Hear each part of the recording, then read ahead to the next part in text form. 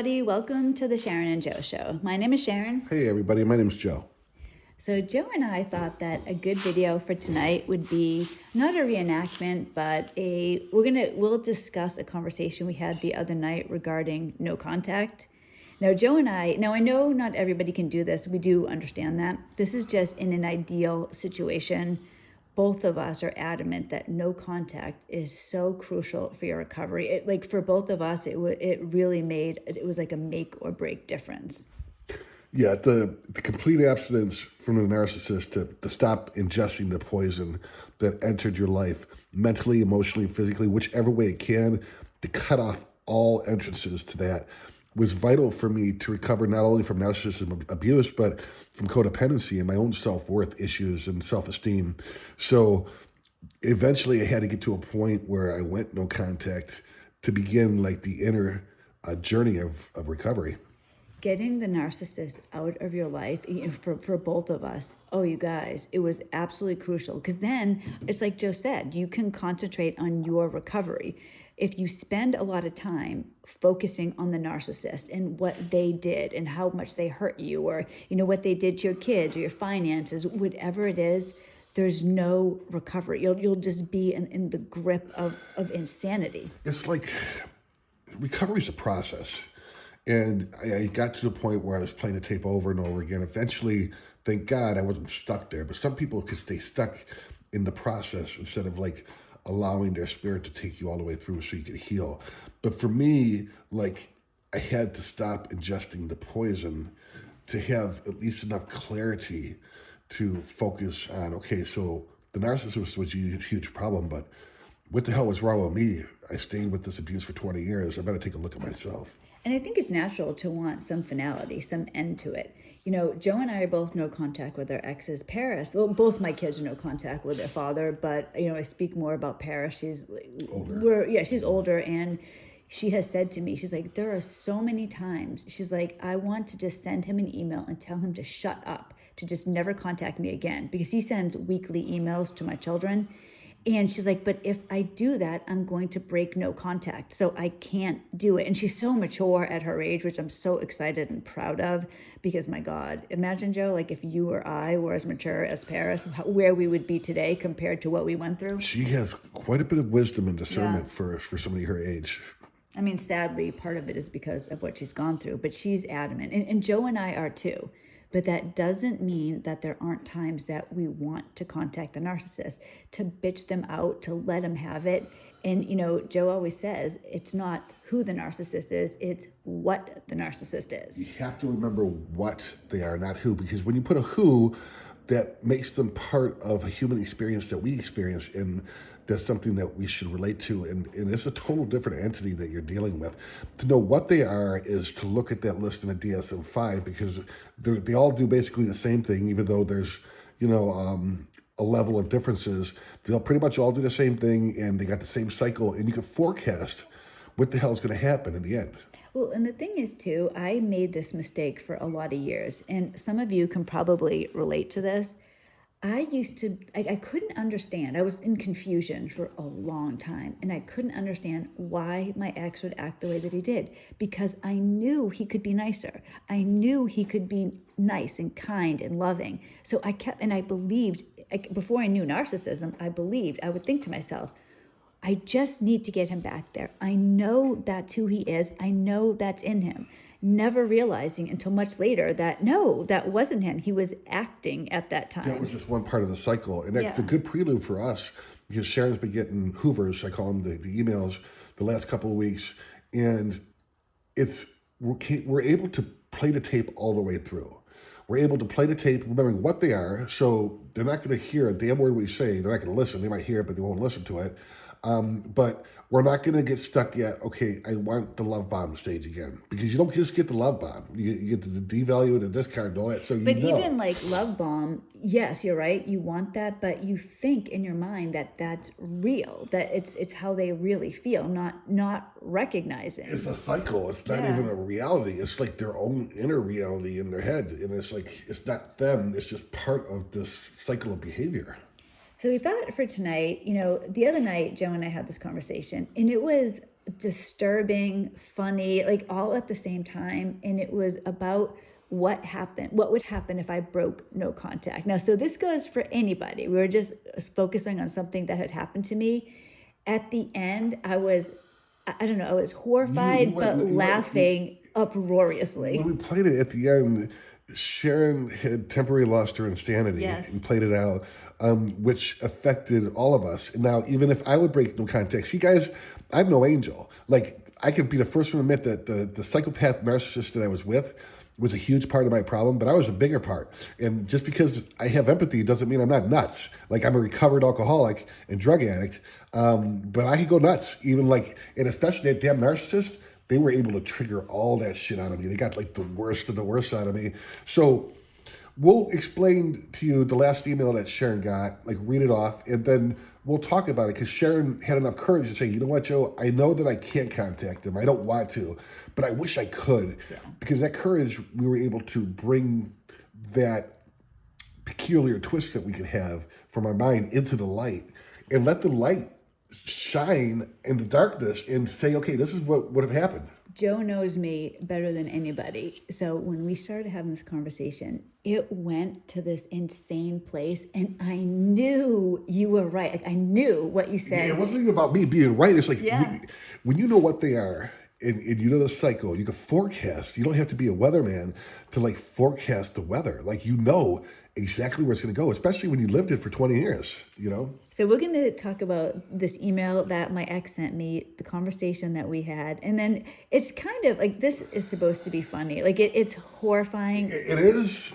If we were doing recovery, then this is what we did for the first 20 years. In a nutshell, is we broke no contact. Oh, that's true. You know, so, but to be able to see it now for what it is, we were able to laugh, but there were many, many, many tears, years of tears. We're able to laugh because I didn't break no contact. Exactly. We're going to talk about what would have happened probably would have happened if I broke no contact. Oh, there was a no-brainer. So the last couple of weeks, Sharon's ex been ramping up the emails, just trying to get her to respond like stupid shit. Like, the no contact is getting to him. Yeah, and we could tell in his condescending, he's being mature, and he wished that he could be mature enough to respond and this and that, and blah, blah, blah. And he's emailing his kids how well he's doing in this recovery program he's in from alcoholism, and how he's, senior editor or coordinator or vice president of some kind of group in the state, and how they had this huge So he's telling kids how well he's doing. Yeah. And you know what the thing is? These are kids that he hasn't seen for 3 years. His daughter graduated last year. His daughter already published a book he has no idea about. 2 books. She's in college, doing great. Like, these are kids he has no idea about, like, anything about their lives. And the other thing, too, is he stole all their money. So here's somebody that really did everything possible to blow up their life. He has no idea what the kids are doing. Paris has accomplished so much in the last year. He doesn't know, and that irritates me. Like, I would be lying if I told you I was okay with it, and that's part of the way that I feel about him. I'm bitterly angry and resentful towards him. No, I've been no contact. I've been no contact for a long time, but it's starting now to really irritate him. So the other night, he sends me this email, and it said something like he's upset because we have the house for sale, and he's upset that I won't talk to him. We won't, and I can tell just by knowing him, the way that he's thinking. He's better than me. He's more mature than me. He's willing to just put everything aside so we can converse like adults and, get this house sold like a cheerleader there. So he sends me this email, and it said something along the lines of, "Dear Sharon, it's really unfortunate that you can't communicate with me. It would make things so much easier. It's really rude of you to not speak to me, not let me have your phone number, and just make us go through the real estate agent." I was so annoyed because this whole house thing is really bothering me, because he was supposed to put the house on the market July 15th. That was the peak of the housing. If anybody follows real estate, you'll know that the peak of the bubble was in the summertime, and these houses were going for a lot of money. We lost, I say we, my ex and I lost $200,000 on the house. The real estate agent told me. Because he dragged his feet. $100,000 each. That's life-changing money for my kids and I. Yeah, it's money, like, for your kids and their future. He has no responsibilities at all. Like, we have 4 kids between us, a lot of pets and animals that we acquired with them that we're responsible for. So things like that like give you a little bit of better feeling of, okay, our kids are going to be okay. It's also things like I've been losing it a little bit here and there. Like I'll just tell you this little thing because this kind of comes up when I was annoyed with this email. So my ex is supposed to pay for the kids' health insurance. He won't let me use the health card. It's like a health savings card, it's like a credit card to pay for health care. He won't let me use it because now I have to pay for my own health insurance, right? But it's on the family plan. So I have to pay him every month to have health insurance, but he refuses to let me use the card, and he's supposed to do this. But every time, like my kids both had prescriptions recently and it cost $60. He cut me off on that. So I'm paying for something he's supposed to. What he wants me to do is converse with him. Like reach out to him and then say, here it is a receipt and here's and it's just not worth it, man. Joe said to me, because I was really upset because these things happen, like my son needs his wisdom teeth taken out.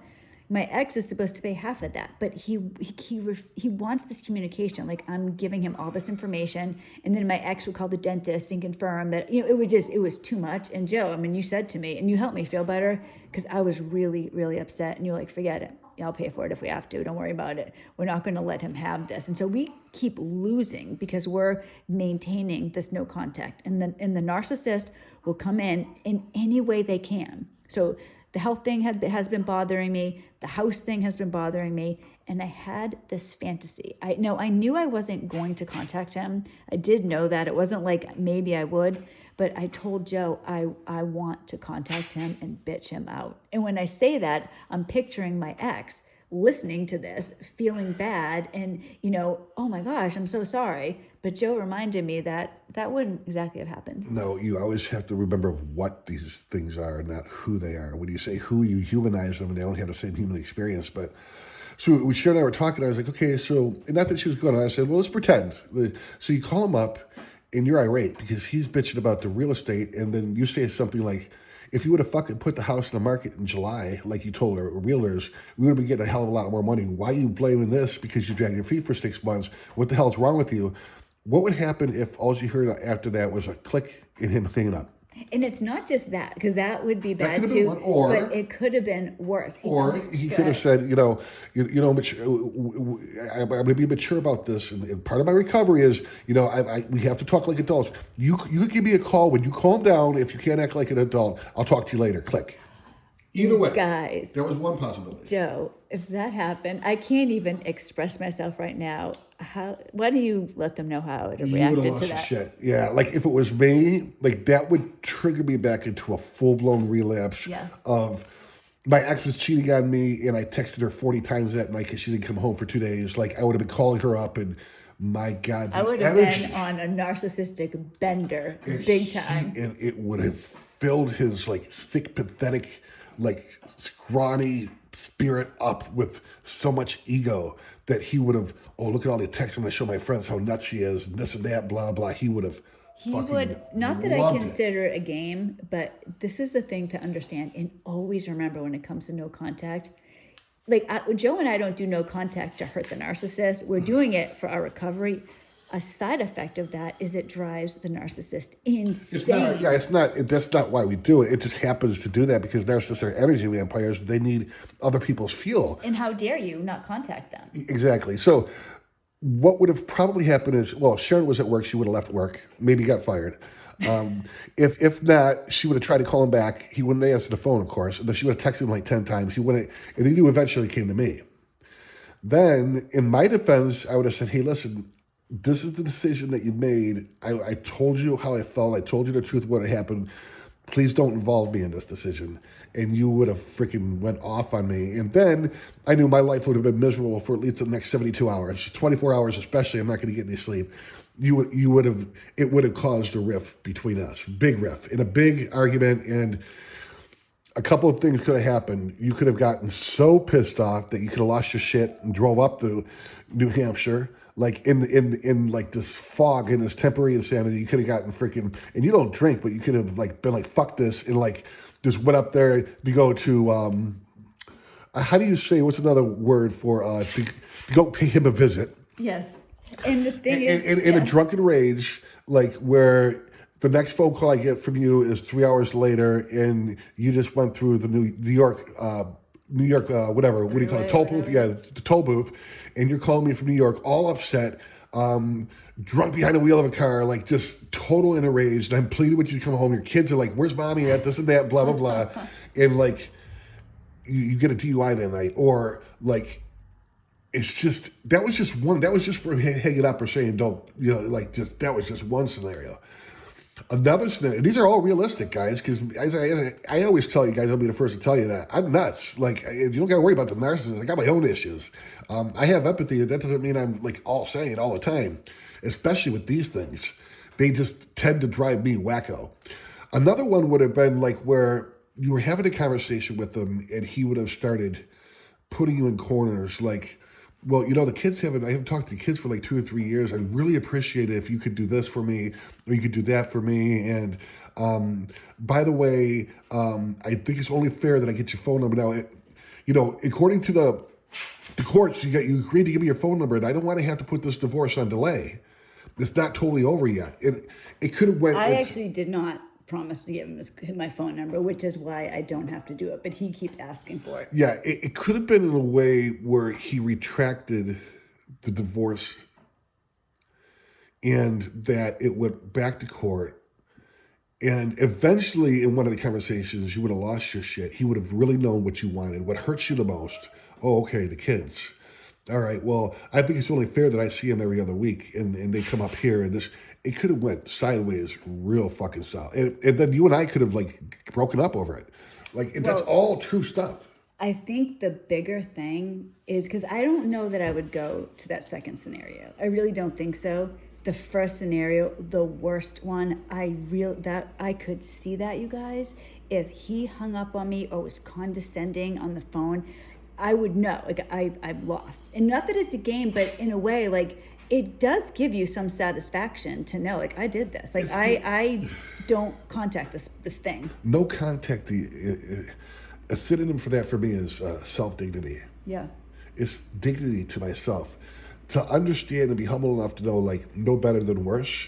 For whatever reason, with these things, they don't even deserve to breathe the same air as you in the same room. That's how rotten and foul. That's how different they are from like me as a human being.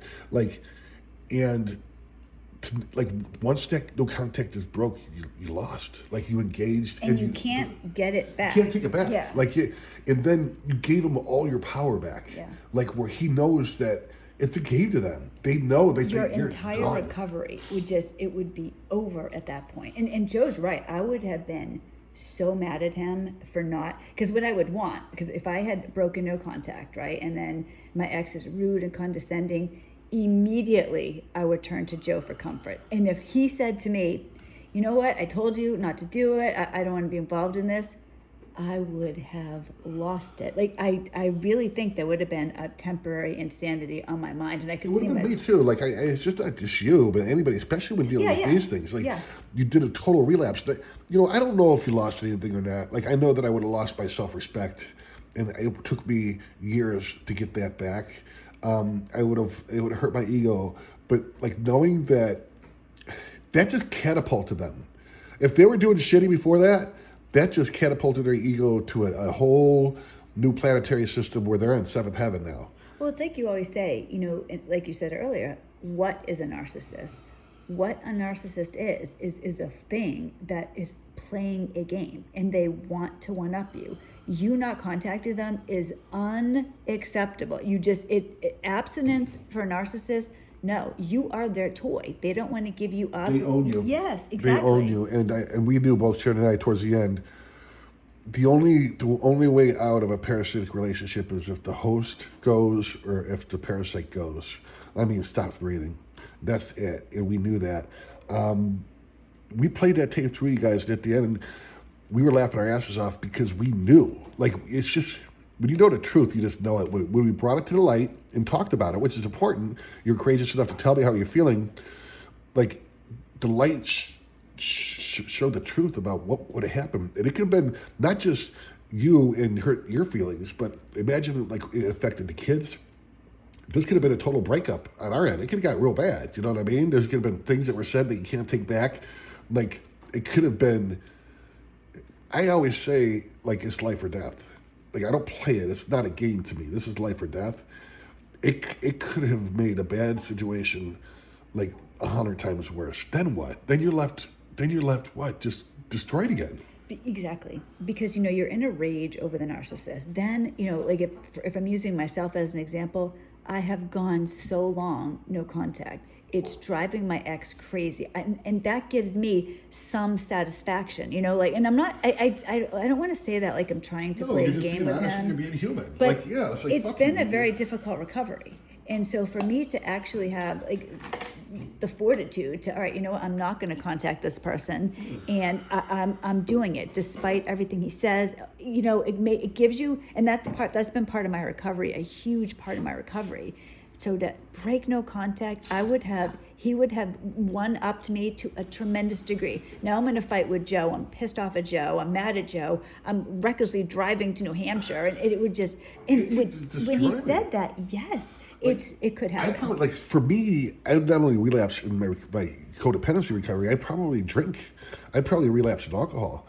Like, I would probably drink, like, not believing that I just, like, gave that up. The only thing that gave me my dignity and sanity, and I gave it up. And me drinking, like, that's not a good thing, man. I mean, the world's a lot safer place with sober Joe in it. But, what happened if I just went up to the store and I came home and I got pulled over? My headlight was out, but it's a DUI technically because I had a few beers or whatever the case is. Then I'm in jail. I lose my job because I can't get bail, or if I do, I miss 2 days of work. It's a huge damper in our relationship. Now we got all and these. It's not just that. Like your son who lives with us, he would be devastated. I can see him coming up to me and being afraid. And what happened with Dad? And his stability's gone. Joe and I we have a stable home here, a stable family. We'd lose that. We worked our asses off for this.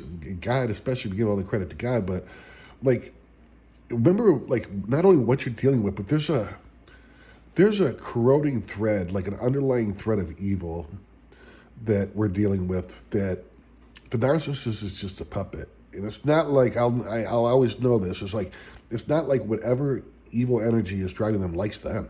They torment the shit out of them, and then when they don't do whatever they're supposed to do, which is rob, steal, destroy, they pay the price for that. But like, look at how it corrodes everything in your life just by that no contact. What other mental illness is out there like that can cause that kind of devastation? Most mental illnesses torture the person Do you that's think ill. it's a mental illness though? Because I don't think it is. Maybe, I don't know. Like, I don't give a shit Whatever what it it is. is, yeah. Like, this personality disorder. I don't know what how they call it, but I know most mental illnesses, like, the person that has it is tormented by it. With NPD, they're shame-based. They deflect all of it, so they torment other people more than themselves. It's like, that's why I believe, like, you're dealing with something ancient, something evil, something, if there's light and dark, whatever the case is, it's like... Paris always says that a narcissist is like a husk, right? There's the outside, but inside is something really rotten. There's something just, and I always knew that there was evil in the world. Knowing about narcissism, knowing a narcissist, knowing the people you guys have told me about, Joe, they're all the same. They're not human anymore. And it's, you're dealing with something ancient, something good and bad, evil. And when you're dealing with that, and it doesn't matter, because it doesn't matter if it's a mental illness or they've been attacked by demons or whatever it is. The shit's bad. Yes, you have to stay away. It's like anything else. You can't drink poison and be okay. You have to be adamant. It is, you guys, it's the best situation and it was to just, be no contact. It was enlightening to be able to play the tape all the way through, to be like, holy shit, man, it just wouldn't affect you. It affects you, the kids, anything good in your life, anything that you love in your life is all going to be touched in a bad fucking way. Yeah. If we're talking about us, we got 3 kids living here at the house.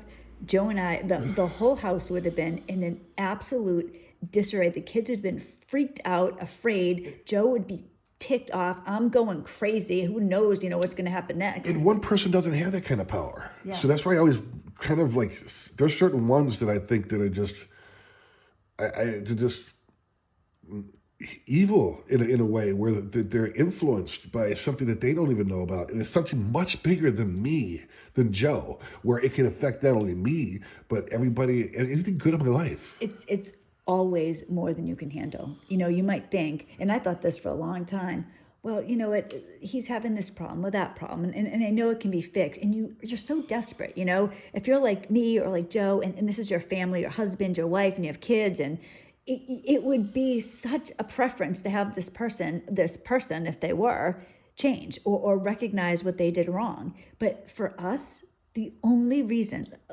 the only reason that we are okay today is because we are away from the narcissist. The shield, like we call God, that Yeah, shield is yes. God that protects us. So if you're no contact, fucking stay that way. Like if you think about it and you have that like moment of insanity where a peculiar talk comes through your mind that, man, you like, that's okay, that's human, but play the tape all the way through. And if you broke no contact, it's not the end of the world. It's just so much harder to get over, like all those negative thoughts we thought about ourselves before. It's just, maybe there's a reason why, like if you do, why there is, I wouldn't say it's the end of the road, but just think about how hard it was to recover the first time around.